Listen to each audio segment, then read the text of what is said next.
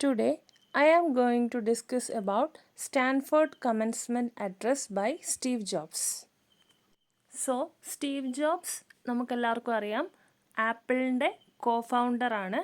അപ്പോൾ സ്റ്റാൻഫോർഡ് യൂണിവേഴ്സിറ്റിയിൽ ഒരു ഗ്രാജുവേഷൻ ഇവൻറ്റ്, ഒഫീഷ്യൽ ഗ്രാജുവേഷൻ സെറിമണിയിൽ വെച്ചിട്ട് ഒരു സ്പീച്ച് നടത്തുകയാണ് സ്റ്റീവ് ജോബ്സ്. അപ്പോൾ ഈ ഒരു പ്രോഗ്രാം സ്റ്റാൻഫോർഡ് യൂണിവേഴ്സിറ്റിയിൽ എല്ലാ വർഷവും നടത്താറുണ്ട്. അതായത് ഡിഗ്രി കംപ്ലീറ്റ് ചെയ്യുന്ന കുട്ടികൾക്ക് അവിടെ ഗ്രാജുവേഷൻ കൊടുക്കുന്ന ആ ഒരു സെറിമണി, അതാണ് ആ ഇവൻ്റ് എന്ന് പറയുന്നത്. അവിടേക്ക് സ്റ്റീവ് ജോബ്സിനെ ഇൻവൈറ്റ് ചെയ്തതാണ്. So he is addressing the students. He acknowledges that. അപ്പോൾ അവിടെ വെച്ച് കുട്ടികളോട് പറയുന്നുണ്ട്, he never actually graduated from the കോളേജിൽ നിങ്ങളെപ്പോലെ നല്ല ഇഷ്ടത്തോടു കൂടി പഠിച്ച് ആ ഒരു ഗ്രാജുവേഷൻ തനിക്ക് കിട്ടിയിട്ടില്ല. Okay. Steve Jobs delivered his famous Stanford commencement address. ഇതെന്നാണ് നടത്തുന്നതെന്ന് വെച്ച് കഴിഞ്ഞാൽ ജൂൺ 12, 2005 അപ്പം ഈ ഒരു സ്പീച്ച്, സ്റ്റാൻഫോർഡ് കമൻസ്മെൻറ്റ് അഡ്രസ്, ഒരു ഐക്കോണിക് കമൻസ്മെൻറ്റ് അഡ്രസ്സായിട്ട് വേൾഡ് വൈഡുള്ള പലരെയും ഇൻസ്പയർ ചെയ്യുന്ന രീതിയിലേക്ക് ഈ ഒരു സ്പീച്ച് മാറിയിട്ടുണ്ട്. എന്തുകൊണ്ടാണ് ഈ ഒരു പെർട്ടിക്കുലർ കമൻസ്മെൻറ്റ് അഡ്രസ് ഇത്ര പ്രത്യേകതയുള്ളത് അല്ലെങ്കിൽ വേറിട്ട് നിൽക്കുന്നതെന്ന് നമുക്ക് നോക്കാം. So he immediately establishes a personal connection with the audience by sharing this fact. അപ്പോൾ ഓഡിയൻസിനോടൊപ്പം, അതായത് ആ ഒരു കുട്ടികളുടെ ഒരു ലെവലിൽ നിന്നുകൊണ്ടാണ് സ്റ്റീവ് ജോബ്സ് അവരോട് സംസാരിക്കുന്നത്. Okay.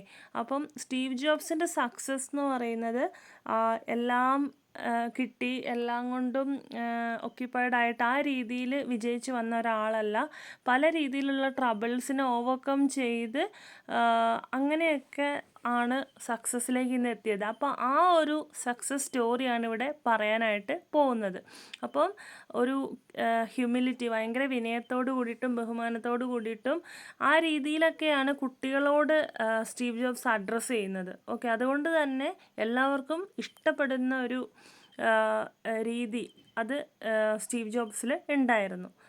Instead of delivering a traditional speech filled with generic advice. അപ്പോൾ സാധാരണ ഈ ഗ്രാജുവേഷൻ അവിടെയൊക്കെയുള്ള സ്പീച്ചസ് നമുക്കറിയാം, ശ്രദ്ധിച്ചിട്ടുണ്ടാവും, കുട്ടികൾക്ക് അഡ്വൈസ് കൊടുക്കുന്ന രീതിയിലും ജോബിനെ പറ്റിയിട്ടും ഫ്യൂച്ചർ ഡ്രീംസിനെ പറ്റിയിട്ടൊക്കെ ഇങ്ങനെ പറയുന്ന സ്പീച്ചുകളായിരിക്കും. പക്ഷേ ഇവിടെ അങ്ങനെയല്ല ഉള്ളത്. പക്ഷേ ഈ കുട്ടികളോട് സ്റ്റീവ് ജോബ്സിന് പറയാൻ ഉള്ളത് ഹിസ് ഓൺ സ്റ്റോറി, അതായത് സ്റ്റീവ് ജോബ്സിൻ്റെ ലൈഫിൽ ഇത്രയും ത്രൂ ഉണ്ടായിരുന്ന സ്റ്റോറിയാണ്. അത് 3 സ്റ്റോറീസായിട്ട് ഡിവൈഡ് ചെയ്തിട്ടുണ്ട്. ഓക്കെ. അപ്പം ഈ 3 സ്റ്റോറീസിലും ഡിഫറെൻറ്റ് ലെസൺസ് ഉണ്ട്. ആ ലെസൺസാണ് ഈ കുട്ടികളോട് ഷെയർ ചെയ്യാനുള്ളത്. Steve Jobs openly admits that he did not follow a traditional college route, making him relatable to the students facing uncertainty. Okay. അപ്പം ശരിക്കും കൺവെൻഷണലായിട്ട് ഓർഡറായിട്ട് സ്റ്റീവ് ജോബ്സും കോളേജ് വിദ്യാഭ്യാസം നേടിയിട്ടില്ല. അപ്പം ഇന്ന് ഒരുപാട് കുട്ടികളുണ്ടാവും ഒരു അൺസർട്ടനിറ്റിയിൽ നിൽക്കുന്നത്. അതായത് അൺസർട്ടനിറ്റി എന്ന് പറഞ്ഞാൽ ഇനി അങ്ങോട്ടേക്ക് എന്ന് സ്തംഭിച്ച് നിൽക്കുന്ന ആ രീതിയിലുള്ള കുട്ടികളെ പോലെ തന്നെ ഒരു സ്റ്റേജ് സ്റ്റീവ് ജോബ്സിനും ഉണ്ടായിരുന്നു. എന്നിട്ട് പോലും സ്റ്റീവ് ജോബ്സ് ഇന്ന് സക്സസ്സിൽ എത്തിയിട്ടുണ്ട്. അപ്പോൾ അങ്ങനെ ഇന്ന് എവിടെയെങ്കിലുമൊക്കെ നിൽക്കുന്ന കുട്ടികളുണ്ടെങ്കിൽ അവർക്കൊരു ഹോപ്പ് കൂടിയാണ് സ്റ്റീവ് ജോബ്സിൻ്റെ ഈ പെർട്ടിക്കുലർ സ്പീച്ച് അല്ലെങ്കിൽ ഇനി പറയാൻ പോകുന്ന സ്റ്റോറി എന്ന് പറയുന്നത്. So first story connecting the dots. അതായത് ചാപ്റ്റർ 1 കൊടുത്തിട്ടുള്ളത് ഞാൻ സ്റ്റോറി 1 ആണ്. 3 സ്റ്റോറീസായിട്ട് തിരിച്ചിട്ടുണ്ടെന്ന് ഞാൻ പറഞ്ഞിട്ടുണ്ടായിരുന്നു. സോ ഫസ്റ്റ് സ്റ്റോറി എന്ന് പറയുന്നത് കണക്റ്റിംഗ് ദ ഡോട്ട്സ്. ഇവിടെ Steve jobs talks about how he dropped out of reads college after 6 months. Okay. Steve jobs reads കോളേജിൽ ജോയിൻ ചെയ്തിട്ടുണ്ടായിരുന്നു ഗ്രാജുവേഷൻ ചെയ്യുന്നത്, അതായത് ഡിഗ്രി ഗ്രാജുവേഷന് വേണ്ടിയിട്ടാണ് അവിടെ ജോയിൻ ചെയ്തത്. പക്ഷേ 6 മാസം അവിടെ പഠിച്ചതിന് ശേഷം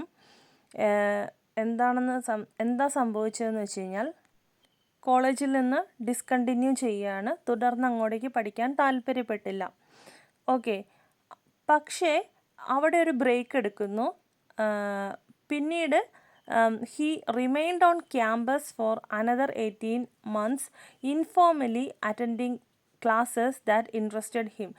അതെന്താണ് അവിടുത്തെ ഡിസ്കണ്ടിന്യൂ ചെയ്തതെന്ന് വെച്ച് കഴിഞ്ഞാൽ, താൻ അത്രയും നാൾ പഠിച്ചുകൊണ്ടിരുന്ന കോഴ്സ് തനിക്ക് ഒരു രീതിയിലും യൂസ് ചെയ്യില്ല എന്ന് ഉറപ്പിച്ചത് കൊണ്ടാണ്.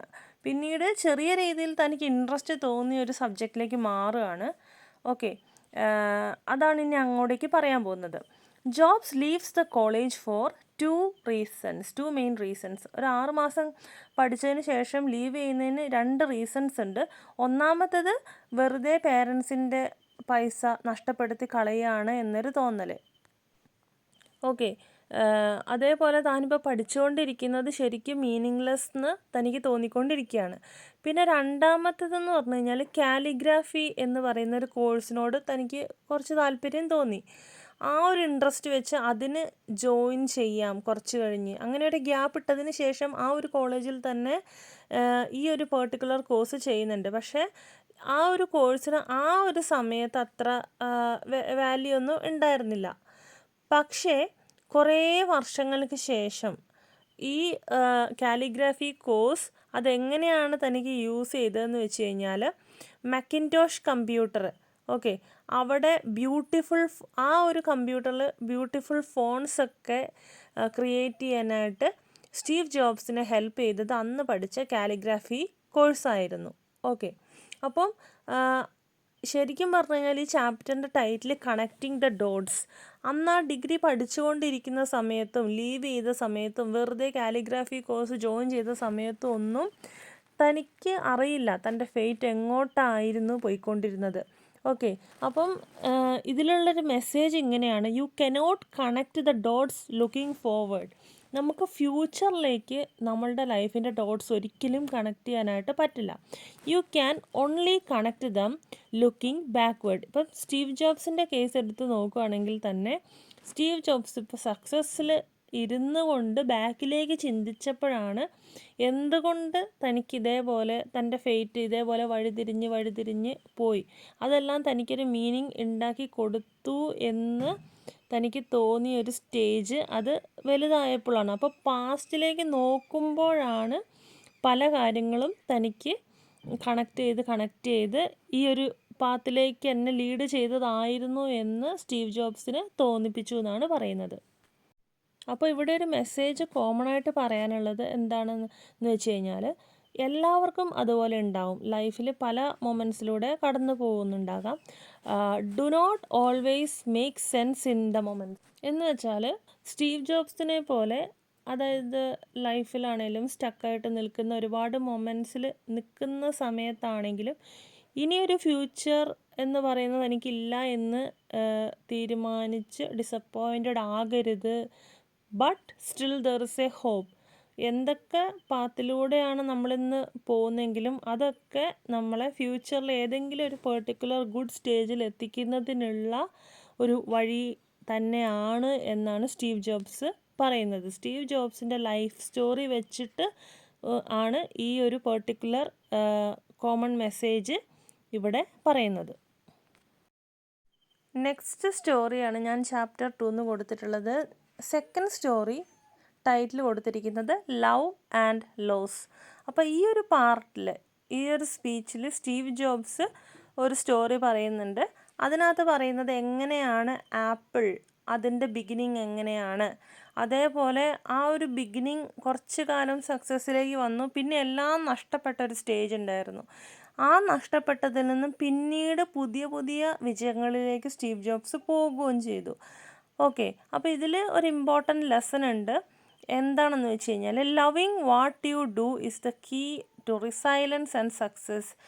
ഏത് സ്റ്റേജ് ആയിക്കോട്ടെ, എന്ത് ചെയ്യുമായിക്കോട്ടെ, ആ ചെയ്യുന്ന കാര്യങ്ങൾ താൻ ആരായിക്കോട്ടെ അവർ ആത്മാർത്ഥമായിട്ട് ചെയ്യുക. ഓക്കെ, നല്ല പീസ്ഫുൾ മൈൻഡോട് കൂടിയിട്ട് ആത്മാർത്ഥമായിട്ട് ചെയ്യുക, പേഷ്യൻസ് ഒക്കെ കീപ്പ് ചെയ്ത് ചെയ്യുക. അതെന്തായാലും സക്സസ്സിലേക്കുള്ള കീ തന്നെയാണ് എന്നാണ് ഇവിടെ പറയാനായിട്ട് പോകുന്നത്.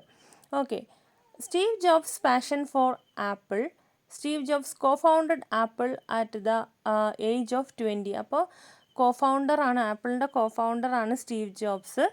അപ്പോൾ ഒരു over the next 10 years Apple grew into $1 billion company. അങ്ങനെ ഒരു 10 വർഷത്തെ ഒരു ജേണി എന്ന് പറയുന്നത് പെട്ടെന്ന് അതിൻ്റെ ഒരു ഗ്രോത്ത് പെട്ടെന്നായിരുന്നു. ഓക്കെ, അങ്ങനെ ഫേമസ് ആയിട്ടുള്ളൊരു ടെക് ഇന്നോവേറ്റർ എന്നുള്ള രീതിയിലൊക്കെ സ്റ്റീവ് ജോബ്സ് അറിയപ്പെടാൻ തുടങ്ങി. ഓക്കെ, അങ്ങനെ ആപ്പിൾ ഒത്തിരി സക്സസ്ഫുൾ ആയിട്ടുള്ള ഇവൻറ്റുകളിലേക്കും പ്രൊഡക്റ്റൊക്കെ അവർ ക്രിയേറ്റ് ചെയ്യാനായിട്ട് തുടങ്ങി. ഓക്കെ, ആ ഒരു സമയത്ത് പിന്നീട് സ്റ്റീവ് ജോബ്സിന് 30 വയസ്സാകുന്ന സമയത്താണ് ആപ്പിൾ മാക്കിൻടോഷ് റിലീസ് ചെയ്യുന്നത്. മാക്കിൻടോഷ്, ഓക്കെ, അത് ശരിക്കും പറഞ്ഞാൽ വേറൊരു വഴിത്തിരിവ് തന്നെയായിരുന്നു എന്നാണ് പറയുന്നത്. അപ്പോൾ അതിൽ ശരിക്കും പറഞ്ഞാൽ കാലിഗ്രാഫി കോഴ്സ്, താൻ പഠിച്ച കാലിഗ്രാഫി കോഴ്സ് അത് നല്ല രീതിയിൽ ഹെൽപ്പ് ചെയ്തു. എങ്ങനെയാണെന്ന് വെച്ച് കഴിഞ്ഞാൽ ഡിഫറെൻറ്റ് ഫോൺസൊക്കെ ക്രിയേറ്റ് ചെയ്യാനായിട്ട് ഭയങ്കര അധികം തന്നെ സഹായിച്ചത് ആ ഒരു കാലിഗ്രാഫി കോഴ്സായിരുന്നു അന്ന് പഠിച്ചത്. ഓക്കെ, അപ്പം സ്റ്റീവ് ജോബ്സ് ഭയങ്കര ആത്മാർത്ഥമായി ഇഷ്ടപ്പെട്ടാണ് അവിടെ ജോലി ചെയ്തിട്ടുണ്ടായിരുന്നത്. പിന്നെ കുറച്ചു കാലത്തേക്ക് മാക്കിൻടോഷിൻ്റെ ഇനീഷ്യലായിട്ടുള്ള സെയിൽസും കാര്യങ്ങളൊക്കെ കുറച്ച് ശോകമായിരുന്നു. അത് സ്വാഭാവികമായിട്ടും അതിൻ്റെ ഫൗണ്ടേഴ്സിൻ്റെ ഇടയിൽ ഒരുപാട് ടെൻഷൻസ് ക്രിയേറ്റ് ചെയ്തു എന്നാണ് പറയുന്നത്. ഓക്കെ, അപ്പോൾ അവിടെ അവരുടെ ഫീൽഡിലും ഒത്തിരി വഴക്കുകൾ, അതേപോലെ മിസ്അണ്ടർസ്റ്റാൻഡിങ് അതൊക്കെ ഡെവലപ്പ് ചെയ്തൊരു സ്റ്റേജ് കൂടിയായിരുന്നു ആ ഒരു പെർട്ടിക്കുലർ ടൈം എന്ന് പറയുന്നത്. Steve Jobs explained that he had a falling out with John Sculley. അതായത് ജോൺ സ്കൂലി ഒരു CEO ആണ്. അപ്പം അതായത് ഇയാൾ പേഴ്സണലി റിക്രൂട്ട് ചെയ്ത ഒരു CEO കൂടിയാണ് ജോൺ സ്കൂലി എന്ന് പറയുന്നത്. അപ്പോൾ അയാളുമായിട്ടൊരു മ്യൂച്വൽ അണ്ടർസ്റ്റാൻഡിങ്ങിൽ പോകാൻ കഴിയാത്തൊരു സിറ്റുവേഷൻ സ്റ്റീവ് ജോബ്സ് ഓപ്പണായിട്ട് പറയുകയാണ്. അങ്ങനെ അവിടെ കുറച്ച് ടെൻഷൻസ് ഉണ്ടാവുകയാണ്. അതവിടെ ആ ഒരു ബോർഡിൽ ഡിസ്കസ് ചെയ്തപ്പോൾ പലരും ആരുടെ ഭാഗം കൂടി? ജോൺ സ്കൂലിയുടെ ഭാഗമാണ് കൂടിയത്. ഓക്കെ, അങ്ങനെ ഇയാളെ സ്റ്റീവ് ജോബ്സിനെ അവിടെ പലരും ഒറ്റപ്പെടുത്തുകയാണ്. അപ്പോൾ സ്റ്റീവ് ജോബ്സ് ഈ സ്പീച്ചിൽ പറയുന്നുണ്ട്, അത്രമാത്രം തന്നെ അതായത് ഹ്യൂമിലിയേഷൻ എന്ന് പറഞ്ഞാൽ തനിക്ക് നാണക്കേട് ഉണ്ടാക്കുന്ന രീതിയിലൊക്കെ പബ്ലിക്കലി പലരും അവിടെ തനിക്കെതിരെ പറഞ്ഞിട്ടുണ്ടായിരുന്നു. ഓക്കെ, സോ ആ ഒരു 30 വയസ്സിന് ശേഷം എന്താ സംഭവിക്കുന്നതെന്ന് വെച്ച് കഴിഞ്ഞാൽ സ്റ്റീവ് ജോബ്സ് ആപ്പിളിൽ നിന്നും പുറത്തു പോവുകയാണ്. He was fired from apple after A power struggle with the board. അവിടെ ബോർഡ് മെമ്പേഴ്സുമായിട്ട് ഒത്തുപോകാത്തൊരു സ്റ്റേജിൽ അതിലൂടെ സ്റ്റീവ് ജോബ്സ് കടന്നു പോകുന്നു. ആപ്പിളിൽ നിന്ന് കുറച്ച് കാലത്തേക്ക് പുള്ളി വിട്ടു നിൽക്കുകയാണ്. അറ്റ് ഫസ്റ്റ് അപ്പോൾ ആ ഒരു പർട്ടിക്കുലർ മൊമെൻറ്റിൽ സ്റ്റീവ് ജോബ്സിന് എല്ലാം നഷ്ടപ്പെട്ടതുപോലത്തെ ഒരു ഫീലിംഗ് ആയിരുന്നു ഉണ്ടായിരുന്നത്. ഓക്കെ, ആ ഒരു പർട്ടിക്കുലർ പ്ലേസ് തന്നെ വിട്ടു പോവാൻ തോന്നി. But soon he realised that getting fired from Apple was actually a blessing in disguise. പക്ഷേ കുറച്ച് കാലം വിഷമിച്ച് നടന്നു. പിന്നെ സ്റ്റീവ് ജോബ്സിൻ്റെ മൈൻഡിൽ കുറേ ഇന്നോവേഷൻസിനെ പറ്റിയിട്ടൊക്കെ വരികയാണ്. അപ്പം മനസ്സിലാവുകയാണ്, എനിക്കിവിടെ നിന്ന് വിട്ട് നിന്നത് കൊണ്ടാണ് ഇതേപോലെയുള്ള കാര്യങ്ങളെ പറ്റിയിട്ടൊക്കെ ചിന്തിക്കാൻ കഴിഞ്ഞത്. ആ ഒരു സമയത്താണ് സ്റ്റീവ് ജോബ്സ് നെക്സ്റ്റ് കണ്ടുപിടിക്കുന്നത്. നെക്സ്റ്റ് എന്ന് പറയുന്നത് ഒരു കമ്പ്യൂട്ടർ കമ്പനിയാണ്. ഒരുപാട് ഹൈ എൻഡ് വർക്ക് സ്റ്റേഷൻസ് ഒക്കെ ഉള്ള ഒരു കമ്പ്യൂട്ടർ കമ്പനിയാണ് നെക്സ്റ്റ്. അതേപോലെ തന്നെയുള്ളതാണ് പിക്സാർ. ഇതൊക്കെ ആനിമേറ്റഡ് ഫിലിം, ടോയ് സ്റ്റോറി അതിലൊക്കെ ഒരുപാട് സാധ്യതകളൊക്കെ ഉള്ള ഒരു ഏരിയയാണ് ഈ പിക്സാർ ആൻഡ് ഓൾസോ നെക്സ്റ്റ്. ഓക്കെ, അപ്പം പിക്സാർ ശരിക്കും ഒരു മാസീവ് സക്സസ് ആവുകയാണ്. നെക്സ്റ്റ് അതുപോലെ തന്നെ ഈ ആപ്പിൾ സെയിം ലെവലിലേക്ക് വരികയാണ്. ഓക്കെ, അപ്പോൾ അതൊക്കെ കണ്ടു കഴിഞ്ഞപ്പം ബാക്കിയുള്ള ആപ്പിളിൽ നിന്നും അന്ന് പിരിച്ചുവിട്ട അതേ ആൾക്കാർ സ്റ്റീവ് ജോബ്സിനെ തിരിച്ചങ്ങോട്ടേക്ക് തന്നെ വിളിക്കുകയാണ് 1997. ഓക്കെ, അപ്പം ആ 1997 സ്റ്റീവ് ജോബ്സിൻ്റെ ലൈഫിൽ കുറേ പോസിറ്റീവായിട്ടുള്ള കാര്യങ്ങൾ കൊണ്ടുവരികയാണ്. ലൊറൈൻ പവൽ അവരെ കണ്ടുമുട്ടുന്നു, അവരെ കല്യാണം കഴിക്കുന്നു, അങ്ങനെ ലൈഫ് ലോങ് പാർട്ട്ണറായിട്ട് അവരെ സ്വീകരിക്കുന്നു. Jobs reflect at that time. Okay, അപ്പം സ്റ്റീവ് ജോബ്സ് ബാക്കിലേക്ക് നോക്കിക്കഴിഞ്ഞപ്പം ഒരു സമയത്ത് തന്നെ പുറത്താക്കിയത് കൊണ്ടാണ് ഇങ്ങനെ കുറേ ഇന്നോവേഷൻസ് കൊണ്ടുവരാൻ സാധ്യത ആയത്. അതായത് ഒരു കാരണമായി, നിമിത്തമായി എന്നൊക്കെ പറയുന്നത് പോലെ. ഓക്കെ, ഫൈനൽ സ്റ്റോറിയാണ് ഡെത്ത് എന്നാണ് ആ ഒരു സ്റ്റോറീൻ്റെ നെയിം കൊടുത്തിട്ടുള്ളത്. സ്റ്റീവ് ജോബ്സ് ഇവിടെ ഈ ഒരു തേർഡ് ആൻഡ് ഫൈനൽ സ്റ്റോറി അതിൽ അഡ്രസ്സ് ചെയ്യുന്നത് ഡെത്തിന് മുന്നിൽ കണ്ട കുറേ നിമിഷങ്ങളാണ്. അതെന്താണെന്ന് വെച്ച് കഴിഞ്ഞാൽ, ഒരു പാൻക്രിയാറ്റിക് ക്യാൻസർ ബാധിതനാണെന്ന് സ്റ്റീവ് ജോബ്സ് മനസ്സിലാക്കുകയാണ്. ഓക്കെ, അപ്പോൾ ആദ്യം ഡോക്ടേഴ്സൊക്കെ സ്റ്റീവ് ജോബ്സിനോട് പറഞ്ഞ കാര്യം, ഈ ഒരു ക്യാൻസർ അങ്ങനെ മാറില്ല, കുറച്ച് മാസങ്ങൾ കൂടിയേ താങ്കൾ ജീവിക്കുകയുള്ളൂ. അപ്പം ശരിക്കും ലവ്ഡ് വൺസ്, മക്കൾ, ഭാര്യ അങ്ങനെയുള്ളവരൊക്കെ ഉണ്ടെങ്കിൽ അവരോടുകൂടെ സമയം ചെലവഴിക്കുക. അതേപോലെ പ്രിയപ്പെട്ടവരോടൊക്കെ ഗുഡ് ബൈ പറയാൻ ഉള്ള തയ്യാറെടുപ്പുകൾ നടത്തുക. അങ്ങനെയുള്ള കുറേ കാര്യങ്ങൾ ഡോക്ടേഴ്സ് പറയുന്നു. അപ്പം ആ ഒരു മൊമെൻ്റ് എന്ന് പറഞ്ഞാൽ വളരെയധികം പേടിപ്പിച്ച ഒരു മൊമെൻ്റ് ആയിരുന്നു എന്നാണ് പറയുന്നത്. അതിനുശേഷം പിന്നീട് ഒരു ബയോപ്സി റിസൾട്ട് വന്നതിന് ശേഷം ഡോക്ടേഴ്സ് പറയുകയാണ്, ഈ ഒരു പെർട്ടിക്കുലർ ക്യാൻസർ ഒരു റയർ ഫോം ഓഫ് ക്യാൻസറാണ്, സർജറി ചെയ്തു കഴിഞ്ഞാൽ മേ ബി ഇത് മാറിയേക്കാം എന്ന് പറയുകയാണ്. അങ്ങനെ സ്റ്റീവ് ജോബ്സ് ഒരു ഓപ്പറേഷന് വിധേയമായി മനസ്സിലാക്കുകയാണ്, റിക്കവറിയിലേക്ക് പോകാൻ സാധ്യതയുണ്ടെന്ന് മനസ്സിലാക്കുകയാണ്. ഓക്കെ, പക്ഷേ പ്രീവിയസ് എക്സ്പീരിയൻസ് തന്നെ ഒരുപാട് മാറ്റി. താൻ കുറച്ച് കാലം കൂടി ജീവിക്കുകയുള്ളൂ എന്ന് ഡോക്ടർ പറഞ്ഞ ആ ഒരു മൊമെൻറ്റ് തന്നെ ഒരുപാട് ട്രാൻസ്ഫോർമേഷൻസ് വരുത്തിയെന്നാണ് പറയുന്നത്. അതായത് ഡെത്ത് എന്ന് പറയുന്നത് ശരിക്കും പറഞ്ഞു കഴിഞ്ഞാൽ ലൈഫിൽ ശരിക്കും ഒരു മോട്ടിവേറ്റർ ആണെന്നാണ് പറയുന്നത്. ഡെത്ത് എന്ന് പറയുന്നത് ഉണ്ടെങ്കിൽ ലൈഫിൽ ഒരുപാട് എന്തൊക്കെയൊക്കെയോ ചെയ്യാനുണ്ട്, ഇനിയും പെട്ടെന്ന് അതായത് സമയം ഇല്ല എന്ന ഒരു തോന്നൽ മനസ്സിലുള്ളപ്പോഴാണ് ഇതുവരെ താൻ കുറേ സമയം വേസ്റ്റ് ആക്കുമായിരുന്നു ഫ്യൂച്ചറിനെ പറ്റി ആലോചിച്ച്. അങ്ങനെയൊക്കെയുള്ള കാര്യങ്ങളെ പറ്റിയിട്ട് നമ്മൾ വിഷമിക്കുന്ന ഒരു ടൈം കൂടിയാണ് എന്നുള്ള രീതിയിലാണ് പറയുന്നത്. അപ്പോൾ ഇവിടെ സ്റ്റീവ് ജോബ്സിനും സംഭവിച്ചത് അത് തന്നെയാണ്. തനിക്ക് എന്തൊക്കെയൊക്കെയോ അച്ചീവ് ചെയ്യാനുണ്ട്, താൻ അതൊന്നും ചെയ്തിട്ടില്ല, തനിക്ക് വേണ്ടി ജീവിച്ചില്ല, അങ്ങനെ കുറേ കാര്യങ്ങളൊക്കെ തൻ്റെ മനസ്സിലേക്ക് വരും. പിന്നെയെന്ന് പറഞ്ഞു കഴിഞ്ഞാൽ എന്താണെന്ന് വെച്ച് കഴിഞ്ഞാൽ നമ്മുടെ അഭിമാനം, എക്സ്പെക്റ്റേഷൻസ് അതൊന്നും ആ സമയത്ത് ഉണ്ടാവില്ല. ഒരു മരണം മുന്നിൽ കണ്ട് നിൽക്കുന്ന ഒരവസ്ഥയിൽ പ്രൈഡ് ഉണ്ടാവില്ല, എക്സ്പെക്റ്റേഷൻസ് ഉണ്ടാവില്ല. റിയാലിറ്റി എന്താണോ അതിലെ ആശ്രയിച്ച് ജീവിക്കുന്ന ഒരു മൊമെൻ്റ് ആയിരിക്കും എന്നുള്ള രീതിയിൽ സ്റ്റീവ് ജോബ്സ് പറയുകയാണ്. അപ്പോൾ സ്റ്റീവ് ജോബ്സ് പറയാണ്, ഡോക്ടർ പറഞ്ഞൊരു മൊമെൻ്റ് എന്ന് പറയുന്നത് ശരിക്കും ഇനി എൻ്റെ ലാസ്റ്റ് ഡേ അടുക്കുന്നു എന്ന് എന്നെ ഇങ്ങനെ തോന്നിപ്പിക്കുന്ന ഒരു ടൈമായിരുന്നു. അപ്പോൾ എനിക്ക് എന്തൊക്കെയൊക്കെയോ ചെയ്യാനുണ്ട്, ഞാൻ ഇതുവരെ എന്തൊക്കെയോ ചെയ്തിട്ടില്ല, എൻ്റെ ടൈം ലിമിറ്റഡ് ആണ്, അങ്ങനെയൊക്കെ തോന്നിയൊരു മൊമെൻ്റ് ആയിരുന്നു. അപ്പോൾ ശരിക്കും പറഞ്ഞു കഴിഞ്ഞാൽ സ്റ്റീവ് ജോബ്സ് പറയാണ്, സോ ഡോണ്ട് വേസ്റ്റ്. നമ്മൾക്കൊക്കെ ഉള്ളൊരു ലൈഫ് എന്ന് പറയുന്നത് മറ്റുള്ളവർക്ക് വേണ്ടി ജീവിക്കാതെ നമ്മൾക്ക് വേണ്ടി തന്നെ ജീവിക്കുക എന്ന് പറഞ്ഞിട്ടാണ് എൻഡിങ്ങിൽ പറയുന്നത്. അപ്പം സ്റ്റീവ് ജോബ്സ് സ്പീച്ച് അവസാനിപ്പിക്കുന്ന ഈ ഒരു ഫെയർവെൽ സ്പീച്ച് അവസാനിപ്പിക്കുമ്പോൾ ഒരു ഫ്രേസ് അവിടെ പറയുന്നുണ്ട്, സ്റ്റേ ഹംഗ്രി സ്റ്റേ ഫൂളിഷ് എന്നുള്ള രീതിയിൽ. അത് ശരിക്കും പറഞ്ഞാൽ അതുകൊണ്ട് മീൻ ചെയ്യുന്നത് എന്താണെന്ന് വെച്ച് കഴിഞ്ഞാൽ, ഗ്രാജുവേറ്റ്സിനോടൊക്കെ ആണെങ്കിലും ഓരോ മൊമെൻറ്റും നമ്മൾ curious and also more ambitious ആ രീതിയിലായി മാറുക. നമ്മൾക്ക് ആരോഗ്യമുള്ള സമയത്ത് കുറേ കാര്യങ്ങൾ ചെയ്യാം, ഒരുപാട് റിസ്കുകൾ എടുത്ത് വിജയിക്കാൻ ശ്രമിക്കുക. അപ്പോൾ കുട്ടികളോട് പറയാനുള്ളത്, നിങ്ങളുടെ കഴിവിൽ, നിങ്ങളുടെ ഇൻസ്റ്റിങ്ക്റ്റിൽ വിശ്വസിക്കുക. നിങ്ങളുടെ ഡ്രീം എന്താണോ അത് പെട്ടെന്ന് അച്ചീവ് ചെയ്യാൻ നോക്കുക. ഓരോ ദിവസവും അത്രമാത്രം ഇമ്പോർട്ടൻ്റ് എന്ന് കരുതി it was your last chance എന്നുള്ള രീതിയിൽ ഓരോ ടാസ്കിനെയും കണ്ട് മുന്നോട്ട് പോവുക. Life is short and precious, so use it very carefully. Okay, ആ രീതിയിലാണ് സ്റ്റീവ് ജോബ്സിൻ്റെ ഈ കമൻസ്മെൻറ്റ് സ്പീച്ച് എൻഡ് ചെയ്യുന്നത്.